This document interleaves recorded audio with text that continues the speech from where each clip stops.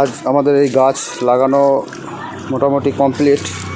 হ্যাঁ, তো পপিদা, হ্যাঁ, এই যে তুমি 1 বছর আগে যে আমাকে এই গাছ অমলতাস একটা, যেটা বান্দরলাঠি বলছি, 1 বছর থেকে আমাকে বলে আস একটা গাছ এখানে লাগাতে, গাছটা আজকে তোমার এখানে লাগানো হলো।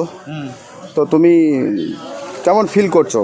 মানে আমি তো খুবই আনন্দিত যে এই গাছটা আমাদের মানে বহুত পুরনো, অনেক দিন আগে আমার বাবার ঠাকুরদার হাতে লাগানো ছিল গাছ একটা, এই গাছটা ছিল। সেই গাছটা যাই হোক কাকা বাড়ি করার জন্য কেটে ফেলে, কাটতে বাধ্য হয়েছিল আর কি, অল্প জায়গার মধ্যে বাড়ি করার জন্য। সেই গাছটা আজকে পেয়ে আমি খুবই খুশি এবং খুবই আনন্দিত। আচ্ছা, এই যে চলোপাল্টায় যে গাছ লাগিয়ে বেড়াচ্ছে বাজারে, এই সব দোকানের সামনাসামনি এবং স্কুলে, মাঠে, সমস্ত জায়গায় যে গাছ লাগানোর উদ্যোগ একটা নিয়েছে, এই নিয়ে তুমি কিছু বলতে চাও?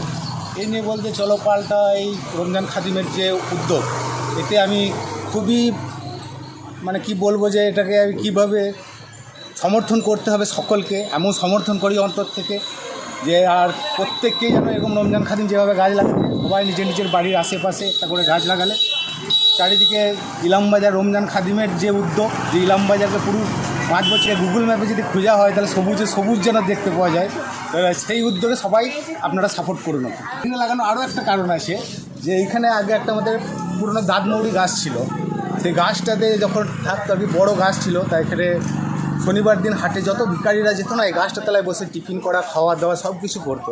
এই গাছটা লাগিয়ে যদি আবার সেই ছায়াটা হয় এবং সেই ভিখারিগুলো যদি আবার বসতে পারে, আমি খুবই খুবই খুশি হব।